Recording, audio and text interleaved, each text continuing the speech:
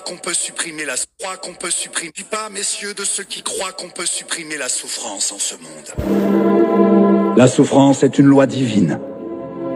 Mais je suis de ceux qui pensent et qui affirment qu'on peut détruire la misère.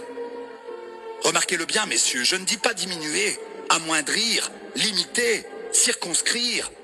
Je dis détruire. Les législateurs et les gouvernants doivent y songer sans cesse, car en pareille matière, tant que le possible n'est pas fait, le devoir n'est pas rempli. La misère, messieurs, j'aborde ici le vif de la question. Voulez-vous savoir jusqu'où elle est, la misère ? Voulez-vous savoir jusqu'où elle peut aller, jusqu'où elle va? Je ne dis pas en Irlande, je ne dis pas au Moyen-Âge, je dis en France, je dis à Paris et au temps où nous vivons. Voulez-vous des faits ?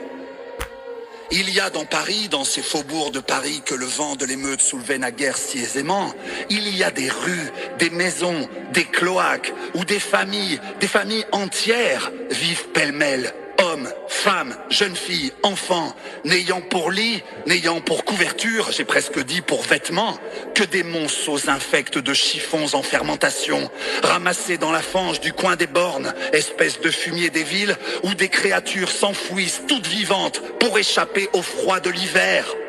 Voilà un fait. En voulez-vous d'autres ? Ces jours-ci, un homme, mon Dieu, un malheureux homme de lettres, car la misère n'épargne pas plus les professions libérales que les professions manuelles, un malheureux homme est mort de faim à la lettre. Et l'on a constaté après sa mort qu'il n'avait pas mangé depuis 6 jours. Voulez-vous quelque chose de plus douloureux encore ?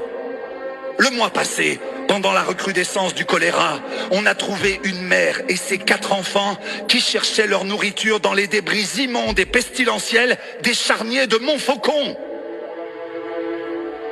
Eh bien, messieurs, je dis que ce sont là des choses qui ne doivent pas être.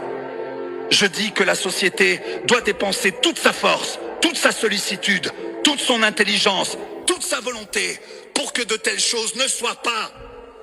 Je dis que de tels faits, dans un pays civilisé, engagent la conscience de la société tout entière. Que je m'en sens, moi qui parle, complice et solidaire, et que de tels faits ne sont pas seulement des torts envers l'homme, mais que ce sont des crimes envers Dieu. Vous n'avez rien fait, j'insiste sur ce point, tant que l'ordre matériel raffermi n'a point pour base l'ordre moral consolidé.